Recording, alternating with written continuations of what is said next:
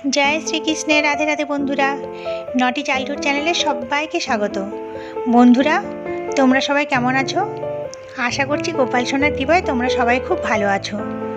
আমিও গোপাল সোনার কৃপায় বেশ ভালো আছি।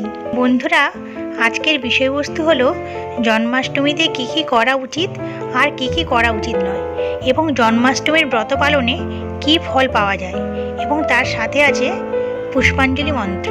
বাড়িতে দৈনন্দিন গোপালের পুজোতে পুষ্পাঞ্জলি মন্ত্র পড়ে ঠাকুরের চরণে ফুল অর্পণ করা সবার পক্ষে সম্ভব হয়ে ওঠে না, কিন্তু জন্মাষ্টমীর দিন অবশ্যই পুষ্পাঞ্জলি মন্ত্র পড়ে ঠাকুরের চরণে ফুল দিন।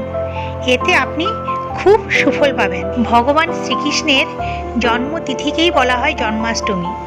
পুরাণ অনুসারে দাপর যুগে ভাদ্র মাসে কৃষ্ণপক্ষে অষ্টমী তিথিতে রোহিণী নক্ষত্রে রাত ঠিক 12টায় জন্ম হয় শ্রীকৃষ্ণের। দেবকীর অষ্টম গর্ভের পুত্র হল ভগবান শ্রীকৃষ্ণ। সেই পুণ্যতিথির স্মরণে দেশ জুড়ে পালিত হয় জন্মাষ্টমী। শুধু মথুরাতে নয়, শ্রীকৃষ্ণের লীলাক্ষেত্র বৃন্দাবনেও পালিত হয় ধুমধামভাবে। সেই সঙ্গে বাংলার ঘরে ঘরে চলে লাড্ডু গোপালের পুজো। এমনকি জন্মাষ্টমীর দিন পুরো দেশের মঠ ও মন্দিরে ধুমধামভাবে এই উৎসব পালিত হয়। কৃষ্ণ ভক্তেরা পুরো বছর অপেক্ষা করে থাকেন এই জন্মাষ্টমীর দিনের জন্য। এবার জেনে নেওয়া যাক এই বছর 2024-এ জন্মাষ্টমী কোন দিনে পড়েছে এবং কোন দিন ব্রত পালন করা হবে। অষ্টমী তিথি শুরু হবে 26শে আগস্ট সোমবার রাত্রি 3:39 আর অষ্টমী তিথি সমাপ্ত হবে 27শে আগস্ট মঙ্গলবার রাত্রি 2:19। তিথি অনুযায়ী 26শে আগস্ট জন্মাষ্টমী পালন করা হবে এবং এই দিন ব্রত ও পূজাপাঠ করা যাবে। এবছর 26শে আগস্ট মধ্যরাত্রিতে অষ্টমী তিথি ও রোহিণী নক্ষত্র দুইই আছে। আপনারা কি জানেন শ্রীকৃষ্ণের জন্মোৎসবকে জন্মদিন না বলে জন্মাষ্টমী কেন বলা হয়, আর কেন ভগবান শ্রীকৃষ্ণের 6 জন ভ্রাতাকে কংস বধ করেছিলেন? দাপর যুগে অত্যাচারী রাজা, অসুর প্রভৃতির সংখ্যা বৃদ্ধি পাওয়ার ফলে এবং ধর্ম স্থাপনা হেতু কুরুক্ষেত্রের যুদ্ধের চরম পরিণতি দান করার উদ্দেশ্যে ধরাধামে অবতীর্ণ হয়েছিলেন ভগবান বিষ্ণুর পূর্ণাবতার ভগবান শ্রীকৃষ্ণ। দেবকীর গর্ভে জন্ম নিয়ে তিনি পালিত হয়েছিলেন নিজ পিতা বসুদেবের ভ্রাতা নন্দের গৃহে। মা যশোদা ছিলেন পালিকা মাতা। রাজা কংসের ভয়ানক অত্যাচারে ও নির্যাতনের কারণে ওখানকার প্রজাগণ প্রচণ্ড কষ্টের মধ্যে দিন কাটাচ্ছিল। কংসের অত্যাচার শুরু হয়েছিল তার নিজের পিতা উগ্রসেনকে বন্দি করে নিজের রাজ্যাভিষেকের মধ্য দিয়ে, যা পরবর্তী সময় আকার নেয় চরমতম অধর্ম ও প্রজা নিপীড়ন এবং পাপের মধ্য দিয়ে। রাজ্য জুড়ে চলছিল হাহাকার আর আর্তচিৎকার ও প্রজাগণের ত্রাহি ত্রাহি রব। মথুরাবাসী মনে প্রাণে আহ্বান জানাচ্ছিলেন তাদের উদ্ধারদাতাকে। ঠিক এমন সময় কংস তার ভগিনী দেবকীর বিবাহ সম্পাদন করেন বসুদেবের সাথে। নিজে রথের সারথি হয়ে কংস তার সদ্য বিবাহিত ভগিনী ও ভগিনীপতিকে নিয়ে যাত্রা করছিলেন বোনের শ্বশুরালয়। ঠিক ওই মুহূর্তে গগন বিদীর্ণ করে দৈববাণী হয়েছিল, হে কংস, যে ভগিনীর রথের সারথি তুমি, সেই দেবকীর গর্ভের অষ্টম সন্তানই হবে তোমার সংহারকর্তা। দৈববাণী শোনামাত্র কংস বিদ্যুৎ সৃষ্টের মতো চকিত হয়ে উঠলেন ও ধারণ করলেন তার অসুর স্বভাব মূর্তি। এরপর তীব্র ক্রোধে গর্জন করতে করতে উদ্ধত হলেন সদ্য বিবাহিতা বোনকে হত্যা করার উদ্দেশ্যে, কিন্তু বসুদেবের অনুরোধে দেবকীকে প্রাণে মারলেন না। কিন্তু কংস শর্ত দিলেন দেবকীর গর্ভের প্রত্যেক সন্তান জন্ম নেওয়ার সাথে সাথে কংসের হাতে তুলে দিতে হবে। এই বলে ভগিনী ও ভগিনীপতিকে কারাগারে নিক্ষেপ করলেন। এরপর একে একে মাতা দেবকীর গর্ভের 6টি সন্তান একে একে ভূমিষ্ঠ হয়। তারপর কংস এদের প্রত্যেককে আছাড় মেরে হত্যা করে। সপ্তম সন্তানকে দেবকীর গর্ভ হতে দৈব ইঙ্গিতে স্থানান্তরিত করা হয় শ্রীকৃষ্ণের বিমাতা রোহিণীর গর্ভে। সেখানে জন্ম হয় বলরামের। এরপর আসে সেই শুভক্ষণ, মাতা দেবকীর অষ্টম গর্ভের সন্তানের ভূমিষ্ঠ হওয়ার দিন। ওই দিনটি ছিল ভাদ্র মাসের কৃষ্ণপক্ষের অষ্টমী তিথি, আর তার সাথে ছিল রোহিণী নক্ষত্রের প্রভাব।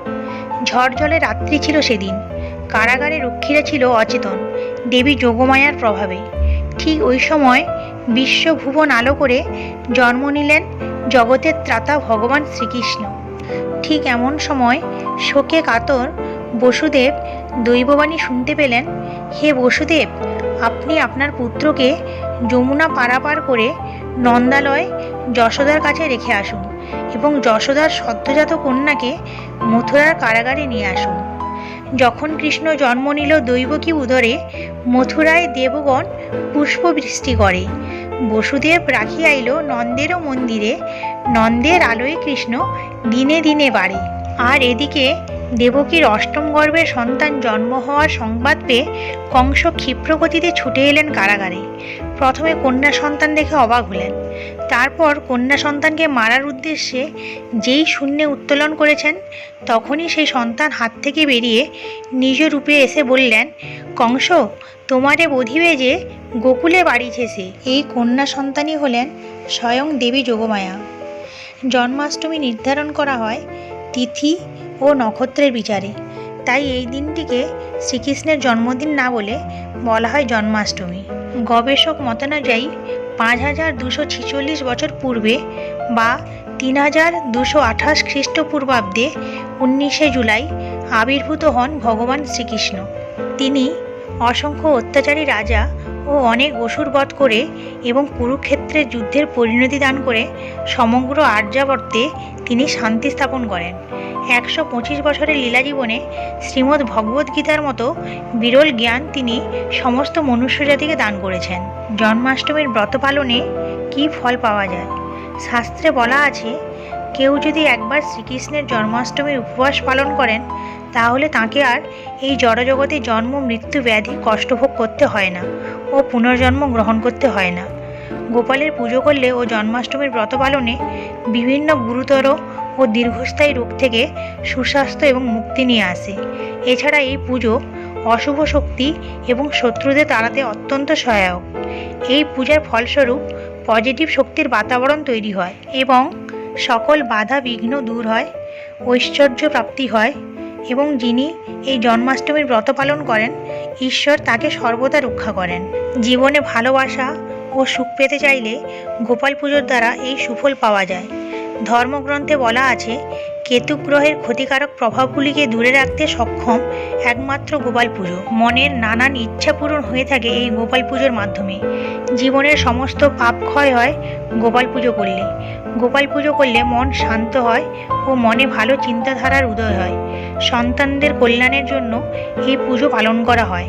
এছাড়া সন্তান জন্ম দেওয়ার জন্ম তালিকায় সন্তান দোষ আছে এমন দম্পতিরা এই পুজো ভক্তি ভরে করলে ওই দোষ কেটে যায় এবং সুন্দর সুস্থ ও ফুটফুটে সন্তানের জন্ম হয়।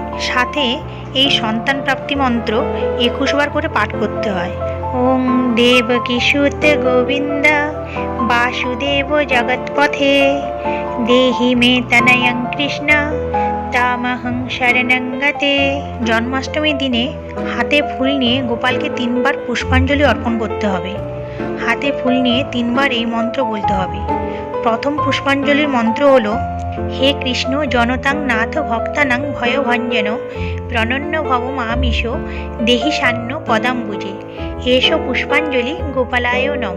এবার হাতে ফুল নিয়ে দ্বিতীয় যে মন্ত্রটি বলবো, হে দেব, হে দ্বৈত, হে জগদেব বন্ধু, হে কৃষ্ণ, হে চপল, হে করুণৈক সিন্ধু, হে নাথ, হে রমণ, হে নয়নাভিরাম, হাহা ফদানুভবিতা আসি পদং দৃশ্যমে এসো পুষ্পাঞ্জলি গোপালায় নমঃ।